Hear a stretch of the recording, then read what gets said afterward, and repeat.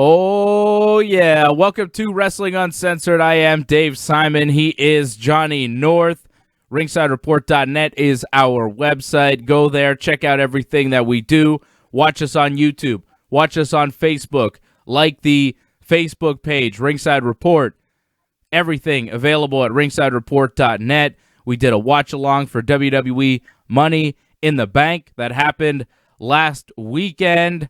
And what an event it was. Otis is Mr. Money in the Bank. We'll talk about Otis in a little bit here on the program. So much going on in the world of professional wrestling. So much going on in the WWE and AEW. AEW's Double or Nothing is next weekend. Next Saturday. AEW Double or Nothing. And we will preview the entire show of Double or Nothing on Dave and Johnny Live. Dave and Johnny Live airs every Friday at 12:45 Eastern, and that is a YouTube and Facebook Live exclusive show. You can check out every episode of Dave and Johnny Live at ringsidereport.net, including the latest episode of Dave and Johnny Live, where we talked about the latest episode of Dark Side of the Ring, about the Road Warriors and that fantastic tag team, and of course, the sad story of Road Warrior Hawk. We talked about the Road Warriors at length on the latest episode of Dave and Johnny Live, and once again, on the next episode, we will preview AEW's Double or Nothing, and then live on Saturday night, we will be on YouTube and Facebook Live watching the pay-per-view along with you. So another watch-along coming up next weekend for AEW's Double or Nothing on Saturday night. So you want to hear our thoughts on AEW, you're going to have to check out the YouTube channel. You're going to have to go to ringsidereport.net for the preview show, and then for the watch-along coming up next weekend. A lot of new matches added to AEW's Double or Nothing. We could tell you about a few of them right now. Let's get right into it. The Elite versus the Inner Circle in a stadium stampede match. That one has been made official. Of course, Cody Rhodes versus Lance Archer for the TNT Championship. This is the finals for the inaugural TNT title. Mike Tyson will be present to present the championship to the winner of the Cody and Lance Archer match, which is pretty cool. Mike Tyson at Double or Nothing. Orange Cassidy, Rey Fenix, Darby Allin, Colt Cabana, Kip Sabian, and Scorpio Sky have all been announced for the Casino Battle Royal, where the winner gets a title shot. So again, Orange Cassidy, Rey Fenix, Darby Allin, Colt Cabana, Boom Boom, Kip Sabian, and Scorpio Sky all announced for that match. I don't know if that's it for the match or they're going to announce a couple more people. That's 6 guys. It seems like enough to me. Private Party versus the Best Friends, also made official for Double or Nothing. That'll be a number 1 contenders match for the tag team titles. Nyla Rose will defend her AEW Women's Championship against Hikaru Shida, and Britt Baker will go one-on-one with Chris Statlander. All those matches announced this week for AEW's Double or Nothing. They definitely booked most of this thing over the past 7 days, but I want to get to the WWE. We'll talk about AEW and what happened on Dynamite a little bit later on, but so much going on in the WWE. Of course, Edge and Randy Orton set to have a straight-up wrestling match at Backlash. We'll try and figure out what that means. Rey Mysterio may have been written off Monday Night Raw. We may not see Rey in the WWE going forward. There's an Intercontinental title tournament going on. Sami Zayn has been stripped of the Intercontinental Championship. The wild card rule is back in the WWE. They're calling it the Brand Invitational. We saw King Corbin show up on Raw this week. He's normally on SmackDown. We saw a Charlotte Flair from Raw or NXT or whatever show she's on these days. She's not on SmackDown, but she was this week. But I think the big news, of course, is Becky Lynch. The man becomes the mom. Becky Lynch is pregnant. She has announced that she is leaving the WWE because, of course, you can't wrestle while you're pregnant. So Becky Lynch, the Raw Women's Champion, the longest reigning Raw Women's Champion in history, champion for over a year, gives up the championship. And she announced this on Raw by coming out with the Money in the Bank briefcase. Talks about her journey in the WWE. Talks about not knowing if people would accept her or if people wanted to see her, and how happy she was and seeing all her dreams come true in the WWE, and she's crying, and it's very emotional, and it seems like she's retiring. It was a strange kind of speech. And then she announces, well, let's hear it, actually. I think we can play a little bit of Becky here talking to Asuka on Raw this week. No, I can't fight anymore, but you can. I'm the champion. You are the champion. I'm the champion. You are the champion. I'm the champion. You are the champion. Yeah! Yeah! I'm the champion. Yeah! Oh, Asuka celebrating there for a while. She danced around. That was pretty good. I enjoyed seeing Asuka dance around and celebrate being the champion. Becky announcing that Asuka winning the Raw Women's title in Money in the Bank. She said that briefcase wasn't for a title shot. It was for the Raw Women's title, which makes you wonder, well, what would have happened had a Smackdown person won that match? What if Dana Brooke won? But, of course, Asuka won, and Becky continued. You are the champion now, and as happy as you are to be the champion, I might be a little bit happier. So you go and be a warrior, because I'm going to go be a mother. So there you go. Telling Asuka, you go be a warrior because I'm going to go and be a mother. Becky Lynch kind of announcing it at the end. There were rumors during the day, right? We were hearing that Becky was pregnant. And then when we saw that promo and Becky starts talking about, her journey in the WWE and saying that Asuka's the champion, you kind of knew. But, she got to it eventually. It did seem like a retirement due to injury promo for a while there. It was a little bit strange. Becky seemed sad. I don't know. I hope Becky's all right. She seems all right, and I congratulate Becky Lynch, and Seth Rollins, the real people, Rebecca Quinn and Colby Lopez, right? Shout out to them. Congratulations to them on their incoming child. Get ready. I see Seth is looking frazzled on Raw. He's going to be real frazzled when that baby comes, let me tell you. So congratulations to them. Pretty awesome news. But shocking news when Becky Lynch has been the top star of Monday Night Raw now for over a year. She main evented WrestleMania last year. She has been the top main event person on Raw for a very long time now. A very long title run ends with a pregnancy. Something that has never happened before in the history of the WWE. So we're not going to address that this might be a work or not? Do you want to? I mean, I don't... So there's a conspiracy theory out there that this is all a storyline from the WWE. This isn't a real pregnancy, despite the fact that Becky is doing real media, talking about how... Didn't you just tell me that Becky was doing an interview with People magazine and she said that this was a planned pregnancy and, this is what she wanted? Because in the promo, it kind of felt like it's not what she wanted. She seemed like upset, right? But I think she's just upset because she loves wrestling and she's sad to let it go. She's sad to have to step away from pro wrestling. And, you can understand that. But I don't think it's a work-on. I can understand that some people just don't believe what wrestlers say ever, and the fact that this aired on television, WWE Raw, people just find it hard to believe. I think it's real because it seems WWE is going down that route more, where they're making it more reality television based, as you see with the Undertaker's doc. Yeah. So I didn't think that it was a work. Definitely a huge loss for the WWE right now.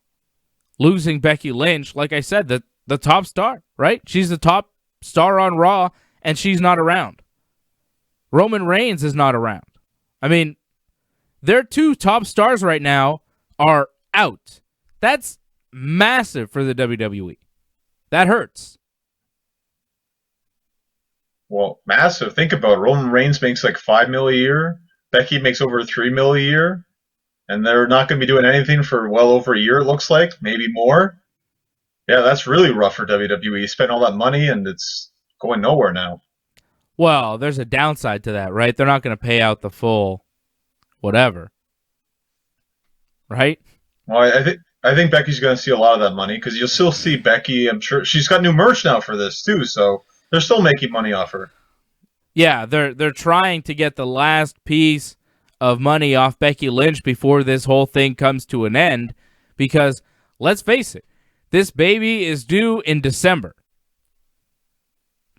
At the earliest, Becky Lynch could maybe make WrestleMania next year in 2021. It's possible, like highly unlikely. I would say more likely WrestleMania 2022, right? But Becky Lynch is a top pro wrestler. We've seen athletes, after having babies, bounce back very quickly.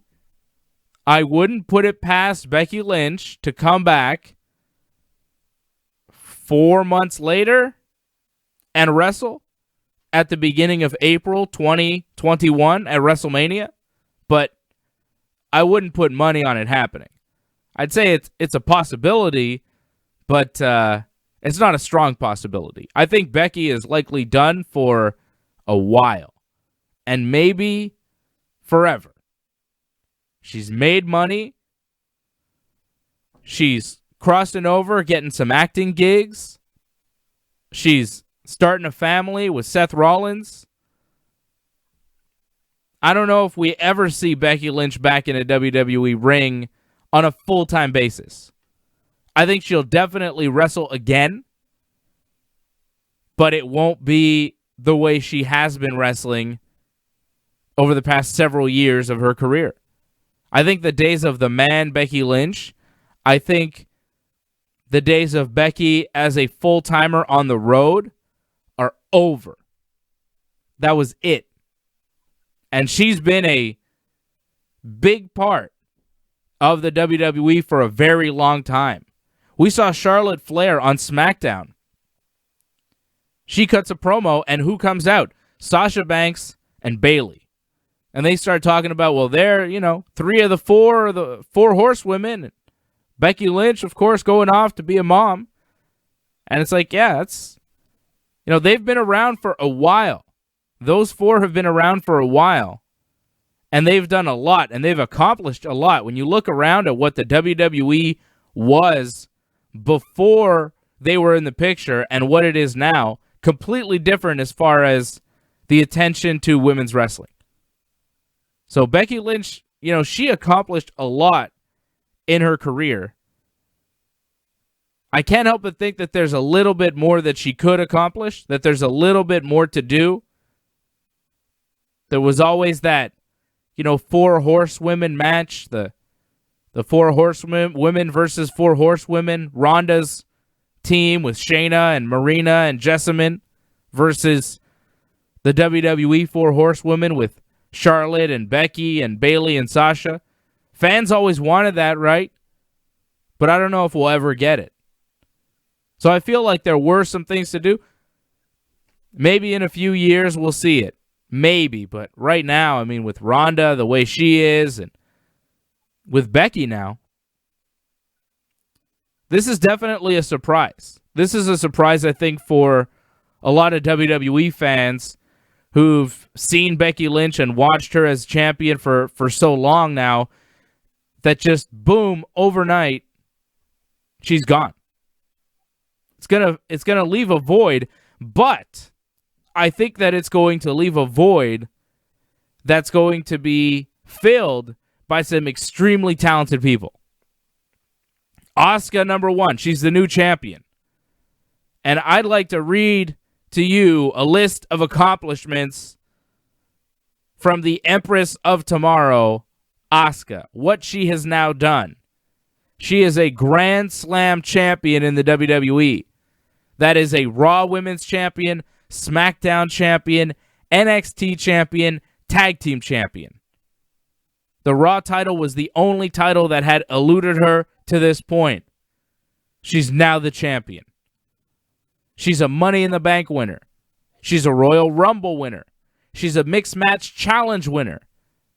A sole survivor at Survivor Series. You look at the accolades of Asuka. She is one of, if not the most, highly decorated women's wrestler in the history of the WWE to this point. Charlotte Flair has done a lot. She has many championships. But you look at what Asuka has now accomplished. The Rumble, Money in the Bank. All the titles. Tag team titles. NXT, SmackDown, Raw. And a dominant champion in NXT. A long title reign. And you look at the body of work.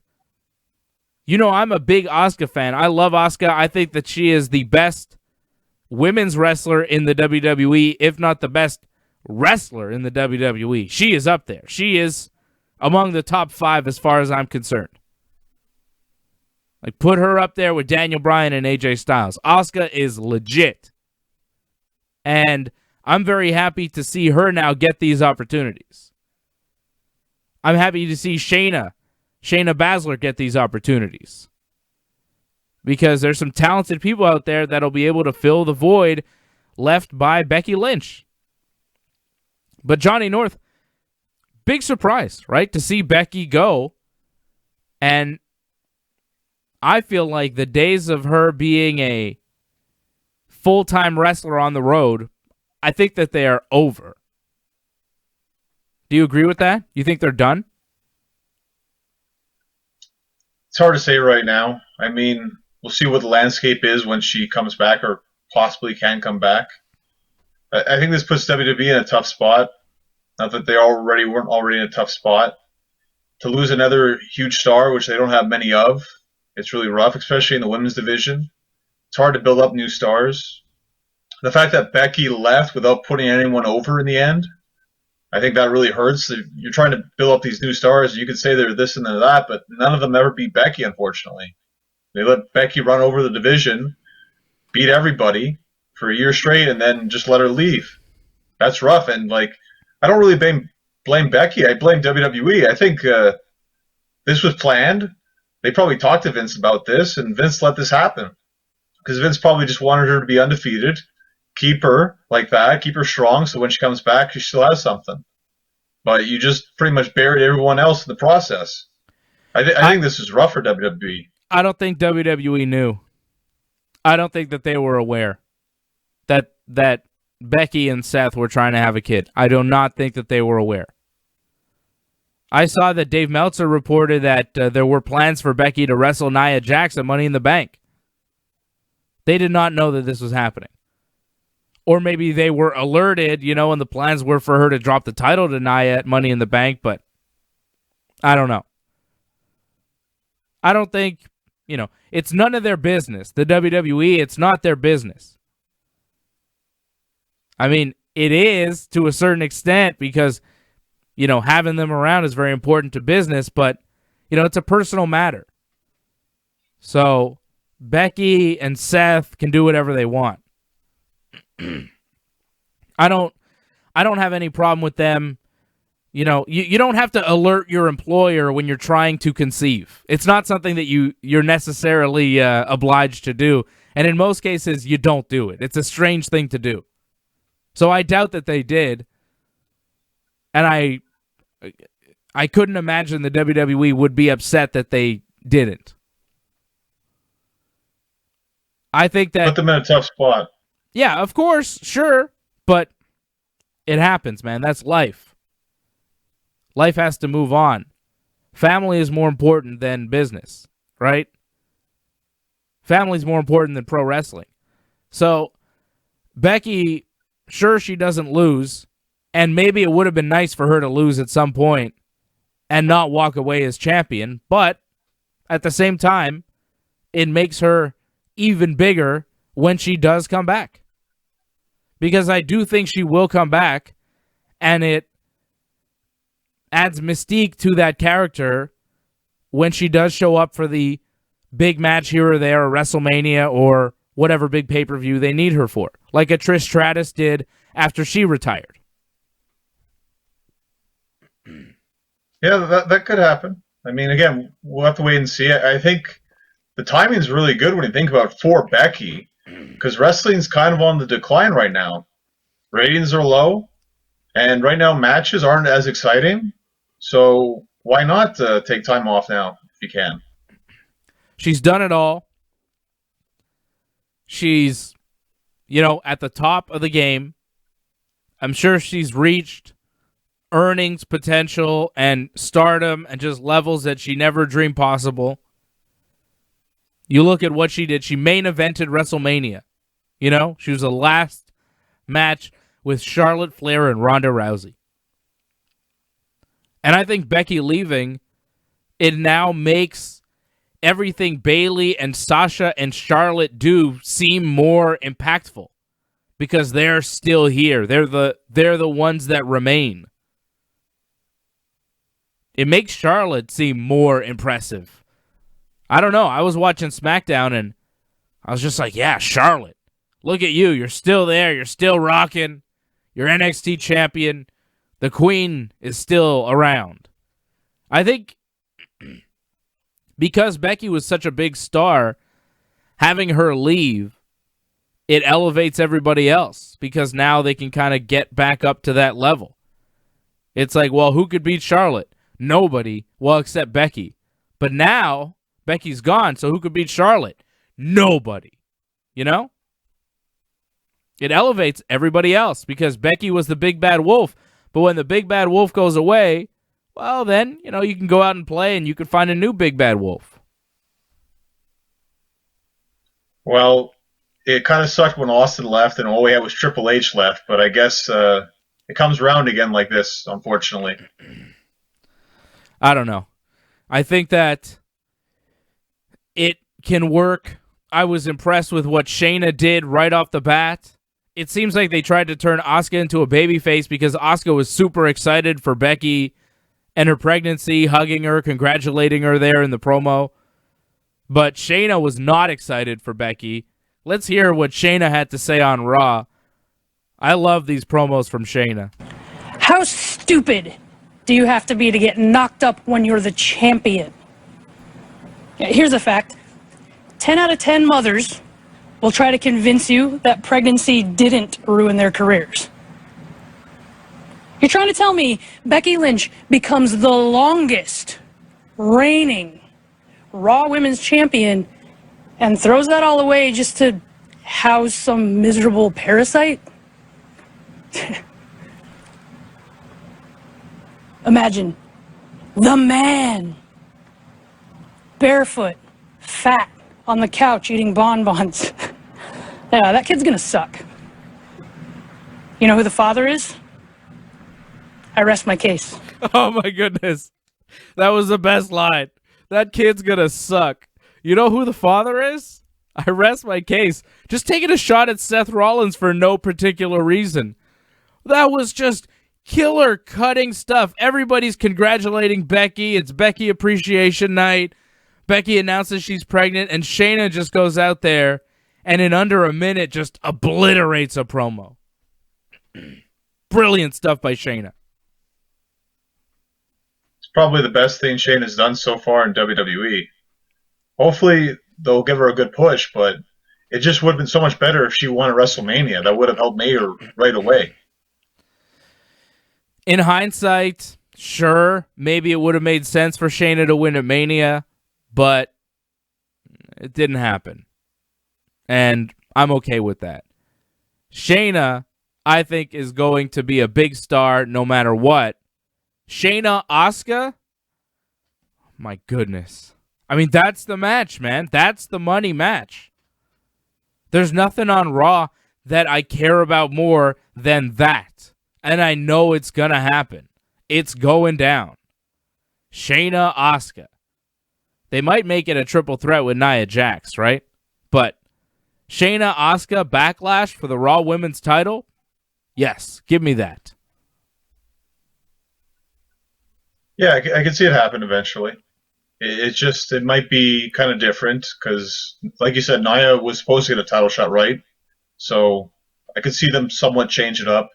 It could also throw in Liv Morgan too because they, for some reason, love to push her. So it might not be Shayna one-on-one right away, but eventually I think she'll be champion. Get out of here with that Liv Morgan stuff. Don't talk about Liv Morgan here. I don't want to hear about Liv Morgan right now. Bailey was talking about Liv Morgan. People just throw Liv Morgan in there because it's the thing to do. She was making fun of Liv Morgan. No. Yeah, it's okay. It's fine. Yeah. No Liv Morgan. Here's Shayna. Before she beat up Natty and beat her in a match, here's Shayna cutting another just scathing promo on Natty. Because Natty was mad that Shayna said those things about Becky. Well, I'll let you hear what Natty said. What a terrible scripted line Natty said on Raw here. Hey, Shayna! This is awful. Do you know how bad it makes you look to disrespect the miracle that is motherhood? The miracle that is motherhood? What? I cannot wait to teach you some manners tonight. I cannot wait. What do you know about motherhood? So scripted. I cannot wait. I cannot wait to teach you some manners tonight. Come on, Natty. What do you know about motherhood? It's not like you're ever going to have a kid. You know just as well as I do. The Hart Dynasty dies with you. I don't know. I felt for Natty there. I was like, my goodness. Seems rough. I mean, Natty could still have children, although I don't know how old Natty is. But yeah, I don't know, man. It just seemed like it was a rough promo there from Shayna. Again, just going for the jugular in a promo. I don't know. I don't know how bad Natty Neidhart actually felt about that promo, but man, it was good, man. It was solid stuff. It seemed, impactful. There was an element of reality there. Natty's 37. She could still have a kid. She's still, But, yeah, man. That was rough on Shayna's part. The Hart Dynasty dies with you? My God. That's mean. Well, it helped sell the match. I was more interested in it. And when they were jaw-jacking during the match, it made it much more exciting. To me, it was one of the best matches we saw on Raw this week just because of the trash talking. Yeah. They really figured out how to use the no sound in the crowd to their advantage. They were talking to each other and talking trash, and it was really good stuff. I thought that match was good. Shayna and Natty, of course they're gonna get it done. The finish was a little weird. That just knee to the face, followed by the pinfall there on Natty. Just a knee to the face. I don't know. Well, it's just to change it up because she was always breaking the arms, right? So it was just to do something a little bit different. Whatever happened to that rear naked choke move that she used to use to get people to tap out? Why didn't she just get people to tap out? Well, because this was somewhat of a grudge match. If she did that, she would have probably passed out, and that would have just been dragged it out too long. So they want something quick. All right. Well, Asuka is the new Raw Women's Champion. I think she's on a collision course with Shayna Baszler. Becky is gone, and I think Becky is done for a very long time. Seth Rollins is the father. He is the father. They didn't really talk about it. I kind of felt like Seth should have been out there when Becky was making the announcement. He's there too. Well, it's weird. I mean, Seth is a heel, I guess, so they can't really go there, but Rey Mysterio was like, congratulations, Seth Rollins, and Seth just kind of looked at him and didn't shake his hand, and then he attacked Rey Mysterio in their match. Seth looked despondent the whole time, and it makes you wonder, is Seth, going catatonic because he lost the WWE title match to Drew McIntyre at Money in the Bank, or he's just like really not excited about having a kid. Because it wasn't clear on Raw why Seth was acting the way he was acting. It was a different Seth, but it wasn't clear which of the two things set him off. Well, it didn't help that commentating didn't sell the fact that Seth was the father. Only Ray did. So it seemed like maybe Ray wasn't supposed to say that or something. It just seems like they're not pushing that for whatever reason on Raw. Yeah, it was weird. It was strangely handled the whole way through. I thought it was odd. But, hey, there you go. Seth Rollins is, I don't know. He attacked Rey Mysterio. Ray and Aleister Black beat Seth and Murphy by disqualification when Seth, as the illegal man in the match, he was not tagged in. He attacked Rey Mysterio and then drove Ray's eyes into the ring steps. Now, of course, it looked like Ray had been murdered at Money in the Bank when he was thrown off the roof by King Corbin, but apparently there was a secondary roof that Ray told us about on Raw that broke his fall, so he didn't actually fall however many feet down to his death. That's why Ray was alive on Raw, but he may have been killed again, or at least put in the hospital, because Seth Rollins drove his eyeball into the ring steps, and apparently that is a way to write off Rey Mysterio from WWE TV, or potentially write him off because he's currently going or negotiating a new deal with WWE, so he doesn't have a deal going forward. They're trying to iron out a new deal with Ray, but there is a thought that they might not. They might just let Ray go, and that was the way to write him off TV, which would be disappointing, especially now, losing stars like Becky Lynch. You figure you want people like Rey Mysterio on your TV. Less Rey Mysterio means more Austin Theory and Angel Garza. I mean, come on. I don't need to see Brendan Vink and Shane Thorne all the time. Give me Rey Mysterio, please. Give me some legitimate wrestlers. Not this R-Truth Cedric Alexander nonsense.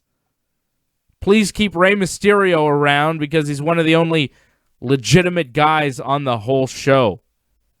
AJ Styles was on the show this week, but all he was doing was watching an Undertaker Last Ride promo package, sitting backstage looking angry that The Undertaker was being promoted. That's all AJ did on Raw this week. Why? Well, that's because they taped Raw and SmackDown for next week as well, so that's why you didn't see everyone wrestle, because they saved them for next week. I don't think AJ's done with The Undertaker. I think that AJ and Taker will have another match this year. Yeah, sure, but AJ's kind of busy, right? Because we know he's doing something else now on SmackDown. That's right. He is in the Intercontinental title tournament. They have moved AJ Styles to SmackDown for a week at least. We'll see what they do with AJ Styles, but before we talk about that, we have to take a short break. The wild card rule is back in the WWE. Tons of news in AEW. Sami Zayn unfairly stripped of the Intercontinental Championship. So much more to get to here on Wrestling Uncensored. A short pause here for the radio side. We will be right back. Stay with us.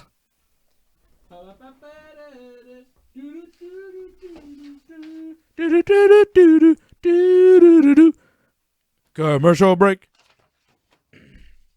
Sounds like you're playing Animal Crossing too much. I'm not playing Animal Crossing enough. As soon as I get done with you here, I'm going to play Animal Crossing for like 2 or 3 hours. My son's asleep. It's Animal Crossing time. Baby!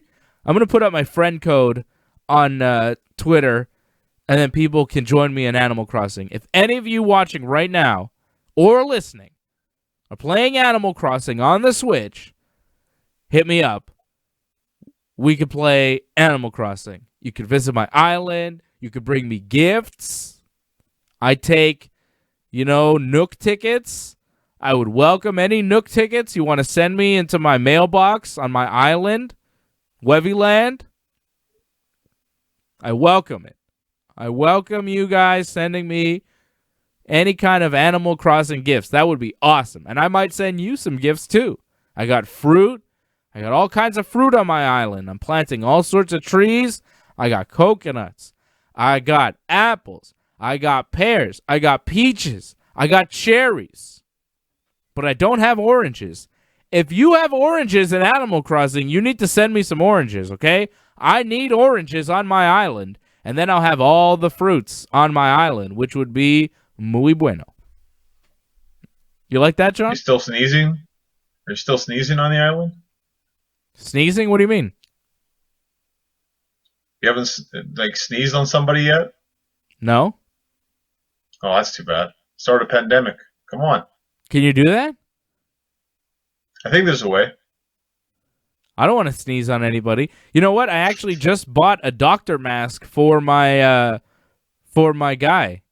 So he's wearing like a surgical mask on his face, one of those masks, so he doesn't get coronavirus. Smart thinking. That's right. I was like, oh, they're selling this? It was just like a daily sale. They sell different items every day. I'm talking way too much about Animal Crossing. Anyways, I bought the thing. It's on my character. If you're playing Animal Crossing, you might be into this discussion. If you're not playing Animal Crossing, you're like, what the fuck are these guys talking about? I'm sorry.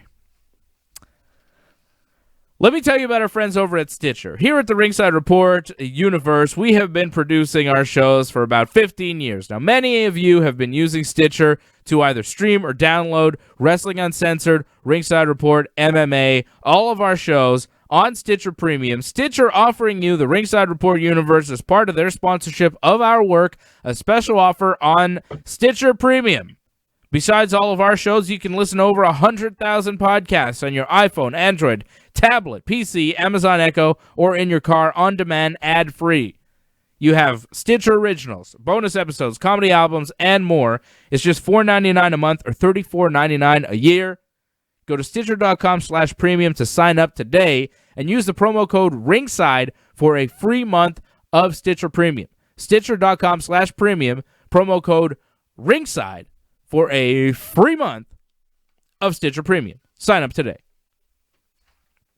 Also, I have to tell you, but first, I got to do it. I got to make my friend vanish so I can tell you about Ipvanish. Ipvanish. You need to secure yourself on the internet. You need to be safe. Hackers are out there trying to get you, trying to get your information. Do you have credit card information on your cell phone or your tablet or your laptop? You need a VPN. You need to protect yourself against hackers. You need to remain anonymous on the internet, and we use Ipvanish. You go to vpn.ringsidereport.net, vpn.ringsidereport.net. You let Ipvanish know that we sent you. We get a little kickback that helps us produce more content here. Whenever you support our sponsors, they hook us up a little bit so we can keep hooking you up, sending you all this content. We put out a lot of stuff here, and Ipvanish helps us. So go to vpn.ringsidereport.net. Help yourself with a quality VPN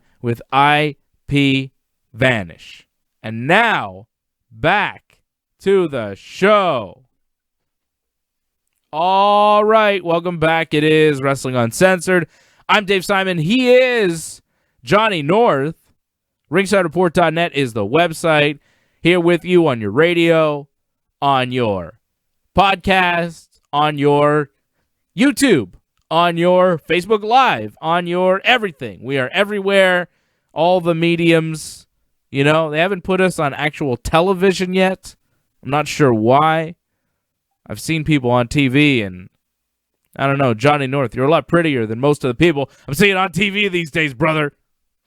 And you're a better wrestler, too, than a lot of the wrestlers I'm seeing. So, you know, I wish I was watching you on TV. But then I guess I don't know if I'd still have you on Wrestling Uncensored. I don't know if Vince would allow it. You coming on the show while part of the show, critiquing the show, it'd be kind of tough. You have to work it out in the contract. That's right. Big Johnny, so much more wrestling to get to here on the program. We've covered Becky Lynch. Let's talk about Sami Zayn being stripped of the Intercontinental title. It sucks. WWE tells their people, if you feel uncomfortable working during this time, you don't have to come in. Sami Zayn says, I feel uncomfortable working during this time. I don't want to come in. So they say, okay, cool. And then they strip him of the Intercontinental Championship. And Sami doesn't seem too happy about it. He's been tweeting about it. He seems displeased with everything that's been happening. And we have a tournament now set up for the Intercontinental title. I'm hoping that when Sami does come back, that they do some sort of angle with it. Maybe a ladder match would make a lot of sense. You know, Sami says, I was never beat for the Intercontinental title. He brings a championship. There's a current champion. They have a match. Good wrestling angle. Very easy to do. But instead, what I fear the WWE will do is that when they do bring Sami back, they won't do that. They won't push him. They'll punish him. And he'll get beat up real quick by whoever the current Intercontinental Champion is. He'll be like, I never lost a match. I demand a match right now. It'll be on an everyday episode of Smackdown. Whoever the Intercontinental Champion is at the time will come out, beat him in 3 minutes, and that'll be it from Sami Zayn for a while. Right? That seems like the more likely outcome. You could build an angle around this. You could actually do something with it. But I think the WWE, because apparently there's heat on Sami Zayn for not showing up to work, I think that they'll probably hold it against him. And when he does come back, they won't do a solid angle with him and the Intercontinental title. Well, I think the big thing is they don't know when he's going to come back, right? So, I mean, yeah, it'd be great to do this angle where they kind of do like Shawn Michaels' Razor, where there's two Intercontinental champions. That'd be cool. But, I mean, who knows if Sami's going to come back anytime soon. So that's why they're doing this tournament. So worst case, they still have a champion. And that's why they're not doing this interim champion like they do in NXT. Because with that, at least they know the champion would want to come wrestle if he could, but he lives in the UK, so he can't do that. In this case, he lives in Florida, so they know this could last a very long time. I'm not sure when the finals of this tournament will be. They didn't really say. I would guess Backlash, but I'm not sure they're going to be able to push it that long on SmackDown. Backlash is June 14th. Oh, they definitely could. I guess they could, right? Because they're doing the other matches. So right now, Daniel Bryan beat Drew Gulak on SmackDown in the opening round to advance. He will face the winner of Jeff Hardy and Sheamus. That'll take place next week on SmackDown. And then Elias beat King Corbin, and he's going to face the winner of Shinsuke Nakamura and AJ Styles. Because the WWE decided that they're going to start moving people around from brand to brand again. AJ Styles is on Raw, but he's in this SmackDown Intercontinental title tournament, and he's going to wrestle Nakamura next week on SmackDown. So the WWE, they're calling it a brand-to-brand invitational. So if a brand invites another wrestler, they can show up. It's basically the wild card rule. Anything goes. They did the brand split for a while, but, this pandemic has everybody cracking up. Well, apparently they're only supposed to do this like 4 times a year. And they've already done it like twice in 1 week, so I think that rule is easily going to get thrown out quickly. 4 times a year. How is that possible? Right. How is that possible? Charlotte is a Raw superstar or an NXT superstar because she's the champion, but I think she's still technically on the Raw brand, right? She was on SmackDown this week. She's going to be on SmackDown again next week. Does that count as 1 or is that 2? Well, I'm guessing because they haven't really stated this, I guess it's 4 times per wrestler. So, like, Charlotte can come on SmackDown 4 times in a year. This is so stupid. You remember Well, when the wildcard rule was stupid too. Yeah, they were like, it's 5 superstars or whatever. And then every week we counted and like, this week it was 6, this week it was 8. They never stuck to it. Tag teams counted as one person. It's ridiculous. I don't know why they do these stupid things, but this is just another version of the wild card rule. They can't stick to a separate brands. They're just so desperate for talent. They can't figure it out. So AJ Styles is going to be in this thing. Who's going to be the new Intercontinental Champion? Daniel Bryan beat Drew Gulak, cut this promo about, bringing the Intercontinental title back to Supremacy and, making it the real wrestler's title. It's the same promo that we've heard from so many different Intercontinental Champions. At this point, it just feels tired. I'd like to see him as the champion. He's great, but I don't know. I don't know if they'll go there. Maybe Jeff Hardy? I'm looking right now anyways, because we haven't seen that match, right, Jeff Hardy or Sheamus, but I'm thinking you have the finals, Backlash, Daniel Bryan versus AJ. I think that's a great match. I think people would love to see that, so I think that's what they're going to go with. That, I don't know, I guess could happen. I'm trying to plan it out. So next week will be the 22nd of May, and we'll have the second set of opening round matches. The week after that, we could have another, we could have a semifinal. The week after that, we could have another semifinal. But that still wouldn't lead us to Backlash because Backlash is on June 14th. So they really have to stretch it out. They might have to have 1 week where they don't have any matches. I could see this ending on SmackDown. I'm trying to figure out when this will end, but I don't know. They didn't make it clear. I know that Daniel Bryan is going to face either Sheamus or Jeff Hardy next. I guess it would be Sheamus, though, right? I'd like it to be Jeff Hardy. That would be fun. But I would guess Sheamus because Bryan's a babyface and Sheamus is a heel. Well, plus you want to see that match because the last time Sheamus faced Daniel Bryan, he busted open Daniel Bryan, so I definitely want to see that match again. They're doing, strange matchups in this tournament, though. Daniel Bryan versus Drew Gulak, like they're a team. That was weird.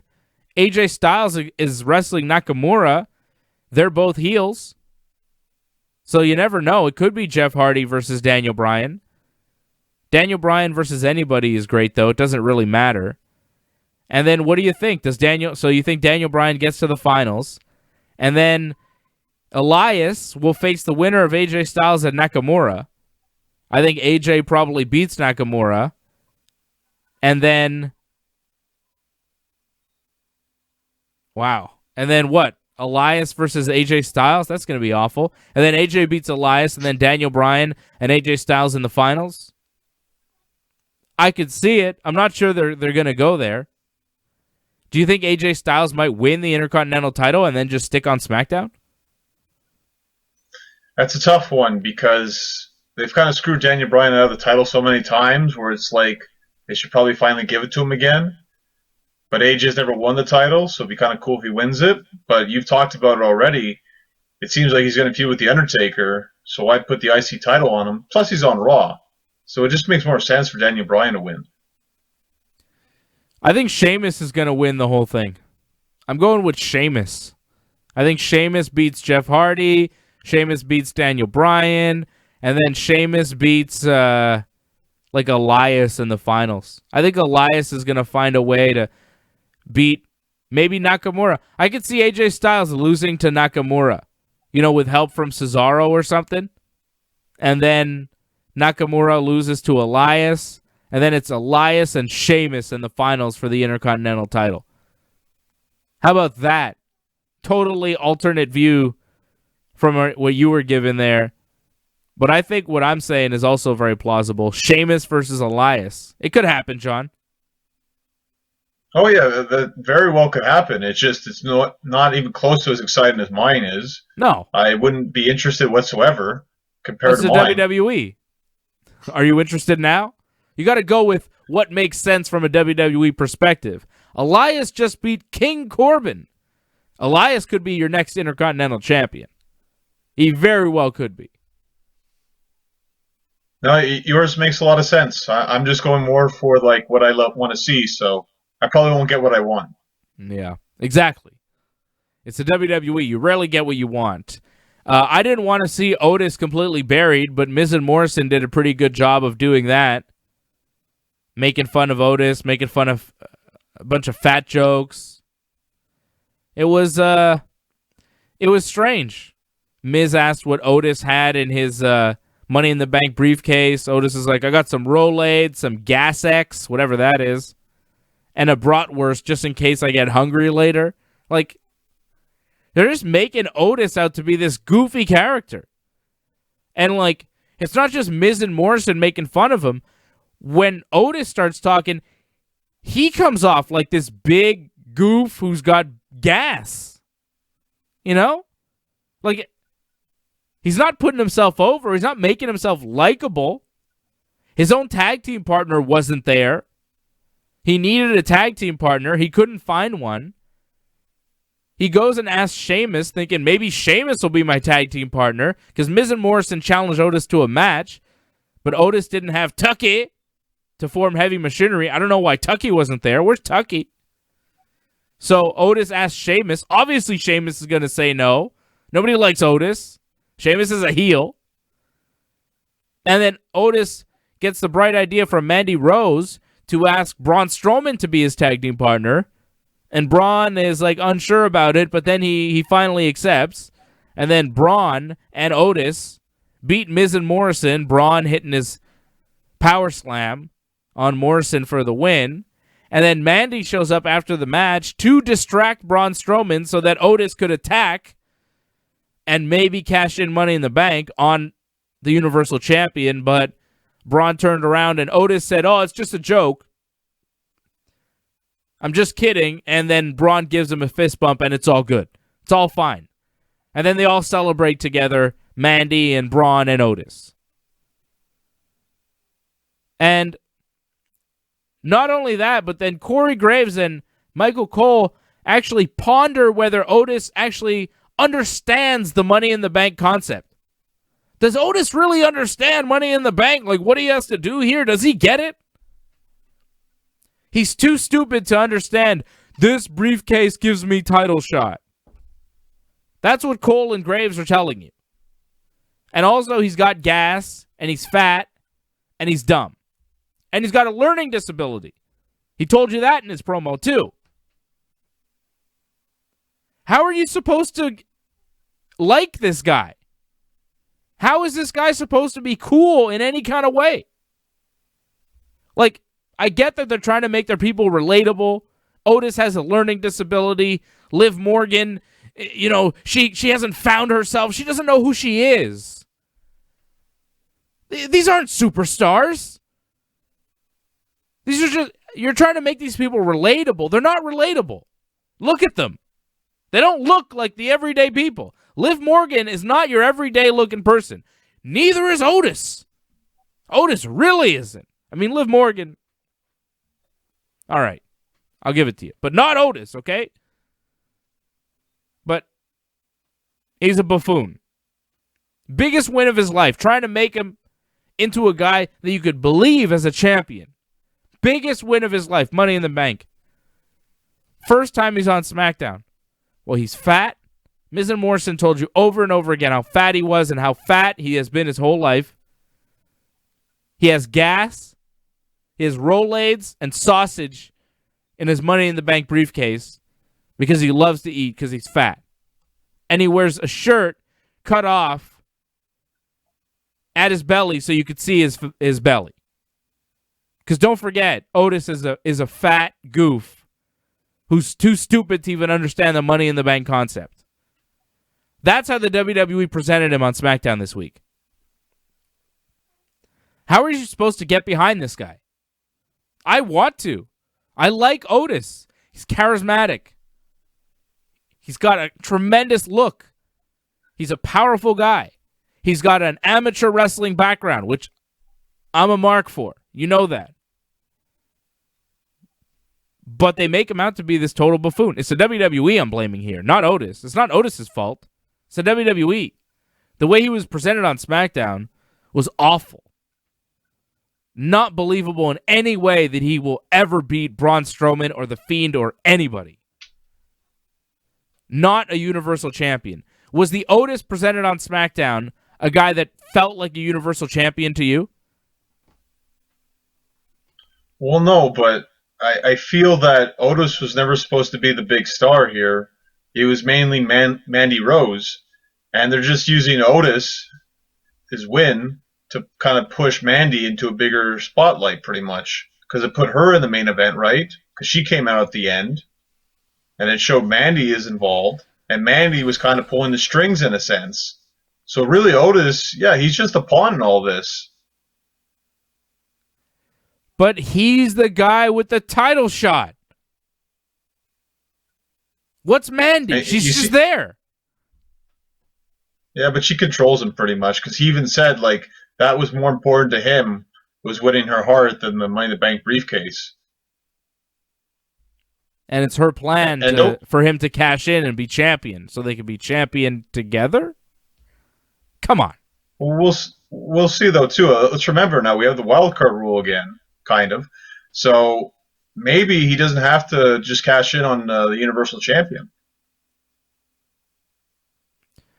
You're still talking about he's going to give the briefcase to Mandy so she can cash in on whoever? Bayley? No, I'm saying he could cash in on the WWE Champion on Raw, right? Because he can go to Raw the way that things work. He could go to NXT and cash in on Adam Cole. Yeah, that would make more sense. That seems like a better move because he needs work. He's not ready for the big show as a top guy. You want to make him a top guy, send him to NXT and let him learn to be a top guy. Because that guy on SmackDown didn't feel like a top guy. You got to protect yourself a little bit there, Otis. Some of these things are telling you to say. You got to say, I don't know. I don't know if I should be saying that. The Gas X and the Rolaids. Maybe not. Protect yourself. Top guys know how to protect themselves. Otis seems like he's just happy to be there. You got to be able to say no sometimes before, when they give you that terrible, terrible copy. So that was bad. Otis and Mandy are going to team up on SmackDown next week to wrestle Dolph and Sonya because that's still going on for some reason. Sonya's still mad. Charlotte and Bayley, they cut this big promo on SmackDown. It felt like they were going to wrestle on SmackDown. They were talking about a match. And then later on, as it seemed like we're running out of time, they're like, yeah, by the way, Charlotte and Bayley next week on SmackDown. I was like, huh? I thought that was tonight. That was weird. I felt the same as you. But also there's that huge announcement that TakeOver is going to happen next month as well. That's cool. It'll be on a different weekend than Backlash or the same weekend? I think it's the weekend before. I think it's going to be on the 7th, actually. NXT TakeOver in your house. In your house? Nice. Is Charlotte going to wrestle? I would think so. I mean, It's kind of weird that she didn't wrestle at the last pay-per-view. I thought they would make that actually a title match. It's kind of weird, but she should wrestle the TakeOver. What happened to Rhea Ripley? Well, she came back, so I guess it's going to be a match, but it might be a three-way perhaps at TakeOver. Because Shirai, she won by DQ over Charlotte, so it's not over. Right. Okay. They had a basketball match on Raw this week. That was terrible. The Street Profits and the Viking Raiders. And then the big finish at the end when the Street Profits are beating the Viking Raiders in basketball. For some reason, they're playing basketball on Raw. It's one of the worst segments I've ever seen. It was terrible. Terrible writing, terrible comedy, just awful. On so many levels, it was just god-awful. I was watching it, I couldn't believe what I was seeing on my TV. And the Viking Raiders look so dumb and goofy. Again, you can't have a serious act in the WWE. The Viking Raiders, they're a great tag team, and the WWE are just trying their best to ruin them. So then after they lose, get obliterated in basketball, and act like they don't know the rules of basketball, then they start showing off that they're really good at basketball, and they're like, we let you win. Why? Why did they let them win? What did the Viking Raiders have to gain by letting the Street Profits win at basketball? If they're such basketball geniuses, if they could shoot all the shots, if they're Jordan and Pippen, why did they throw the game? Well, why didn't they throw their next wrestling match to them too? Who cares? Like, it wasn't bad enough that it was a stupid segment. The finish was beyond comprehension. It was so dumb. It really, it's just like, what are they doing?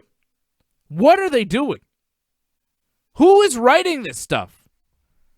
They need to fire all of their writers, or at least furlough them for a little while until they figure out how to write a wrestling show.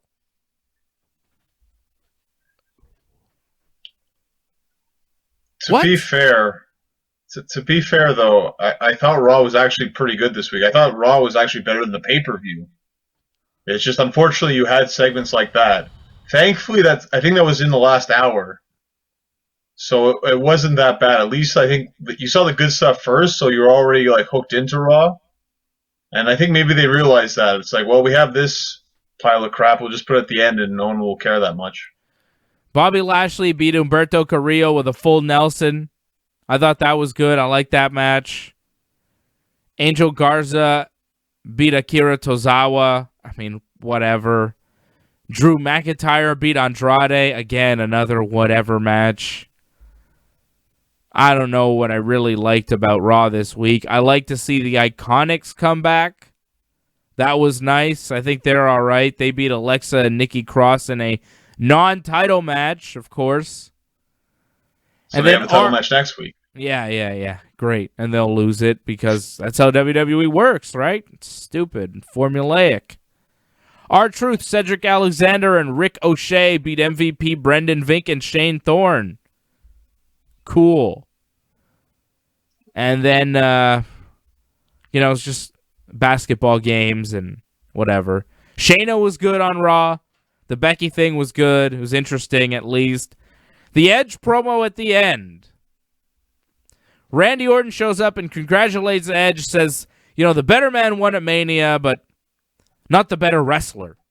Randy says it's been 9 years since Edge has actually put his boots on and wrestled, and he doesn't think he's got it in him anymore. He may have beat him in a street fight, but he can't beat him in a straight-up wrestling match.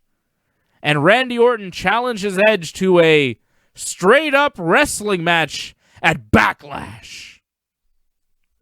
And then Charlie's in the ring and is like, Edge, do you have a response? And Edge just kind of stands there. He doesn't even respond.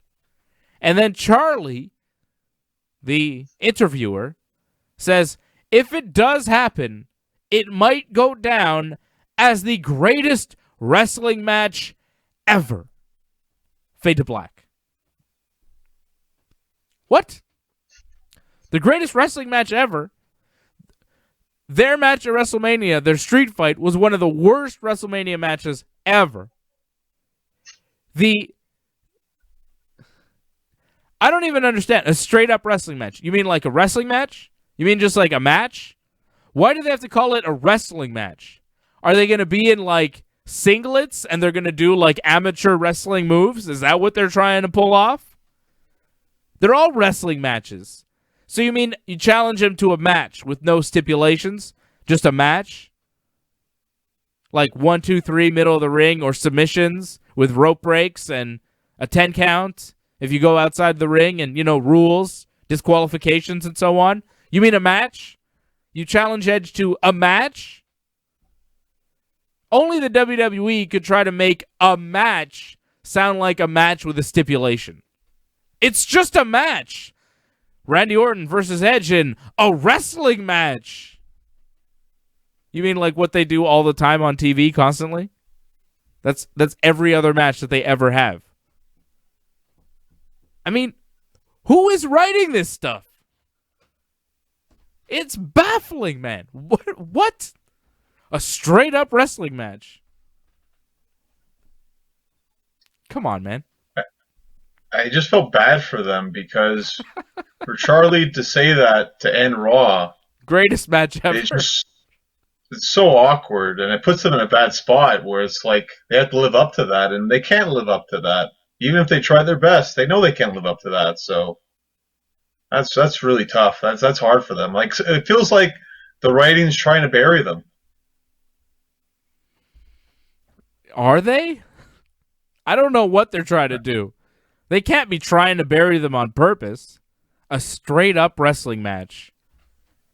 My goodness.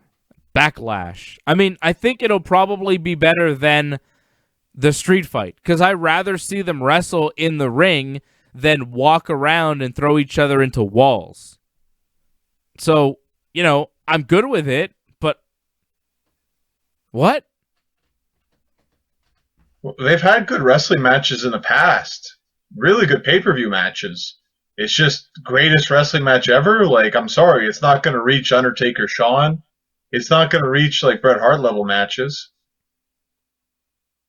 It won't reach the level of match that Edge and Randy had, 10, 12 years ago.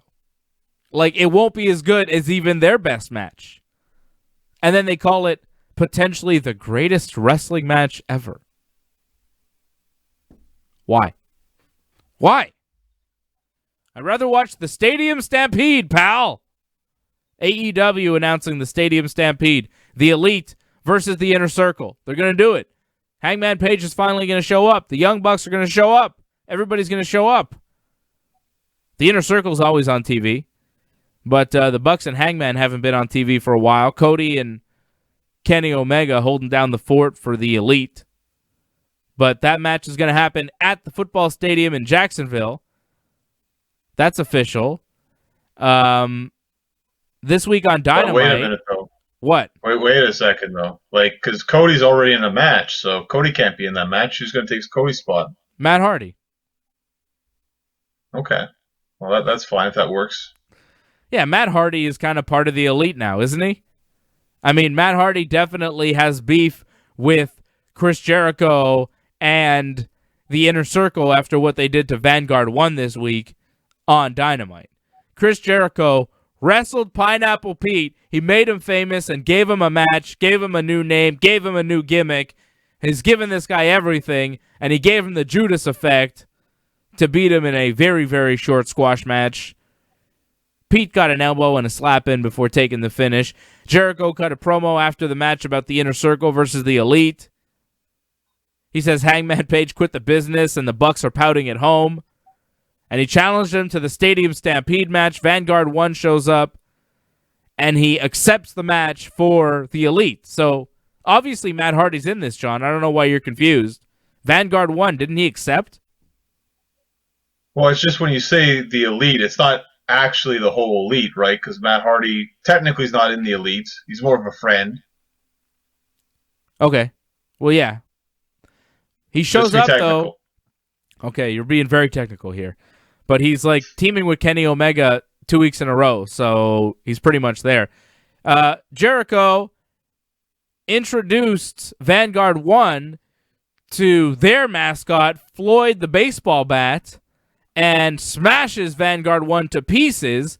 All of the Inner Circle beat up on Vanguard 1 and destroy Vanguard 1, which, by the way, is a drone. It's not a person. It's a drone.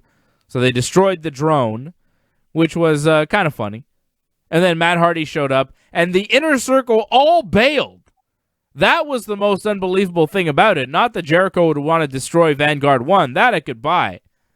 But that 5 guys, Jake Hager, Ortiz, Santana, Sammy Guevara, Chris Jericho, with a baseball bat, when Matt Hardy shows up to the ring, no weapons, they all run away. Why didn't they just beat up Matt Hardy too? Well, it's to let Matt, suffer in the ring. That's it. Right. There's it was better so you pain could see and the visual. joy. Yeah, but it doesn't make sense from a real point of view, right? It was so you could see Matt Hardy be sad about the loss of his Vanguard 1, his trusted friend. But 5 guys running away from one is always a weird visual with no physical contact. Like, Matt Hardy didn't even start attacking them, and then they realized, oh, they were outmatched, we better run away. They're just like, uh-oh, Matt Hardy's here, let's run. Like, what? 5 of them. You know you're going to have to wrestle him in the match you just challenged him for, right?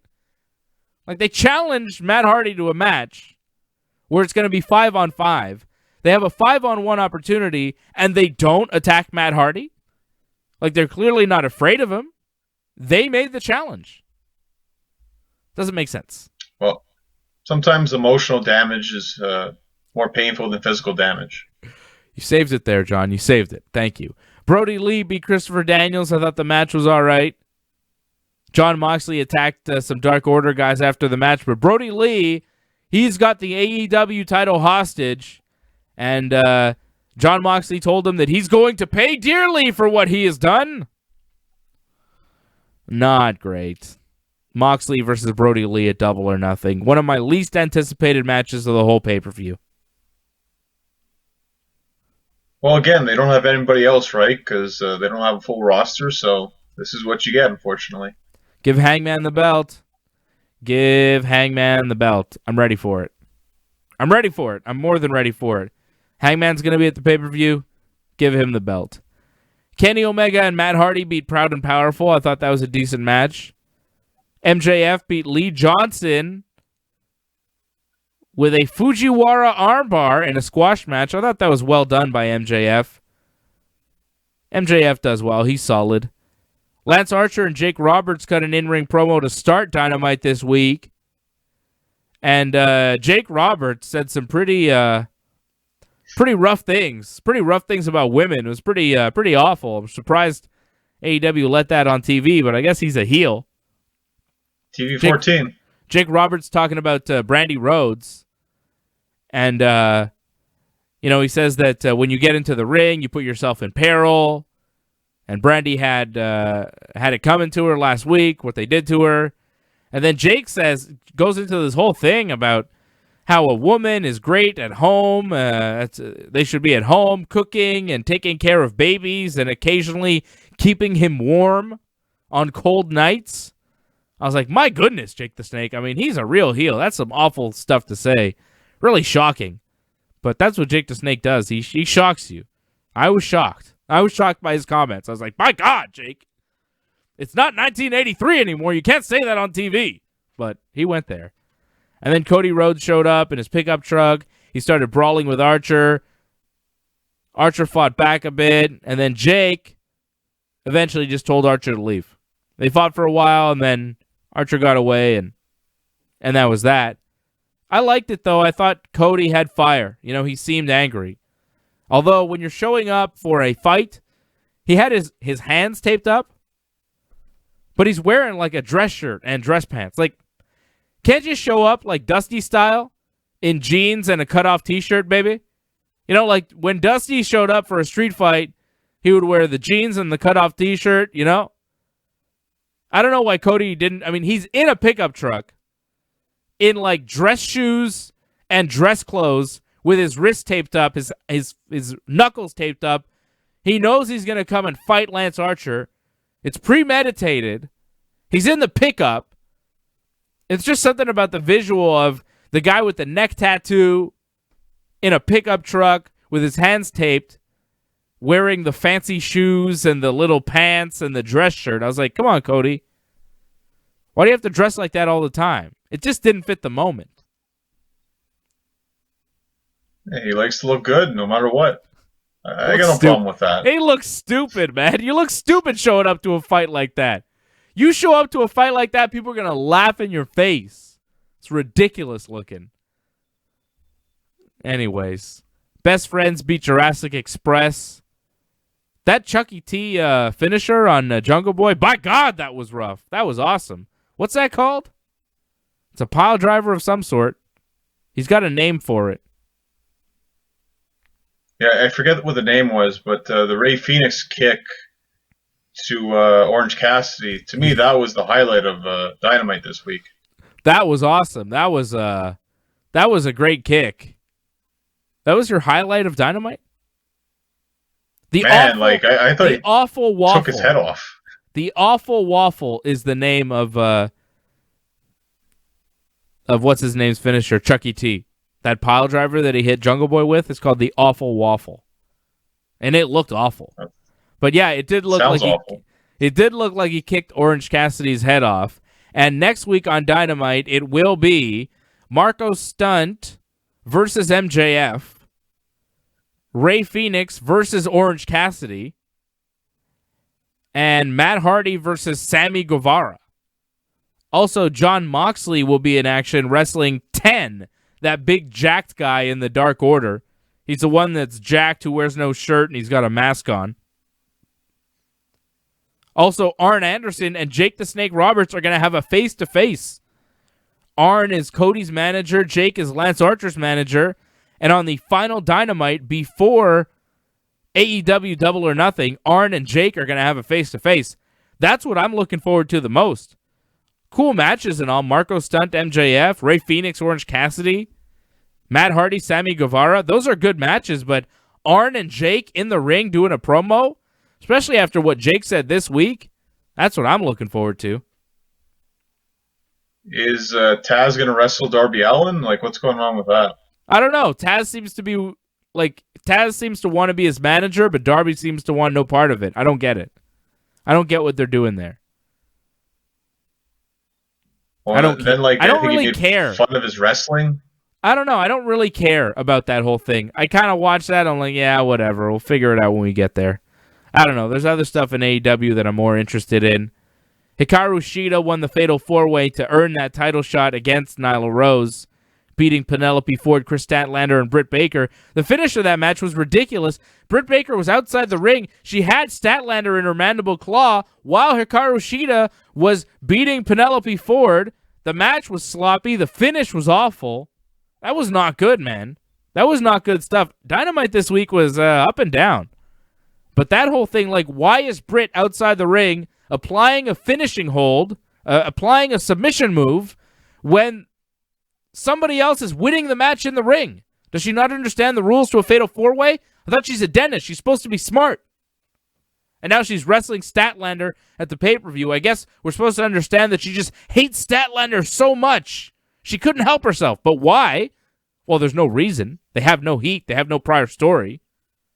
Now they have a match at the pay-per-view. Dumb. Dumb.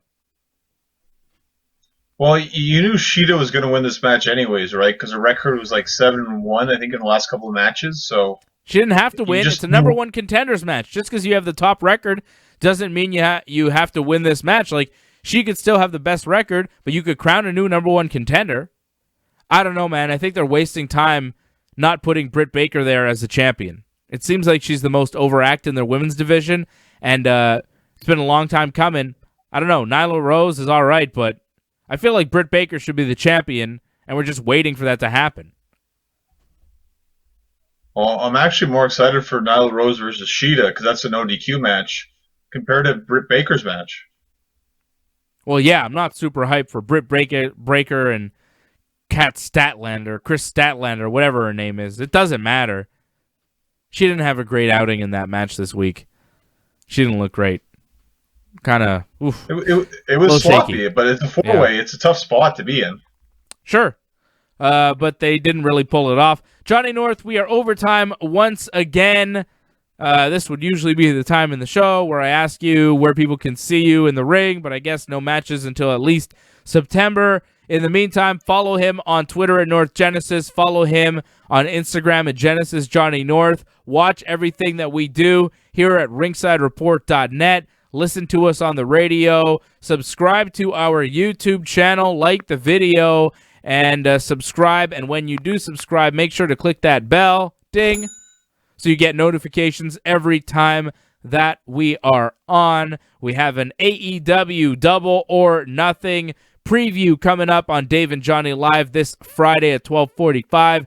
Dave and Johnny Live every Friday at 12:45. We'll preview Double or Nothing, and then we'll be live on Saturday night for AEW's Double or Nothing next Saturday, May 23rd for the Double or Nothing watch along. More info on that is on our website at ringsidereport.net. Thank you to everybody for listening. Thank you to everybody for watching. And thanks to Johnny North for being an awesome guy. Thank you, Johnny. You don't thank me enough, so yeah, thank you. You're the best, John. You're number one. Number one in my books. You're aces. For Johnny North, the number one guy, I'm Dave Simon. I'm all right. This has been Wrestling Uncensored. Yeah, yeah. Yeah, yeah.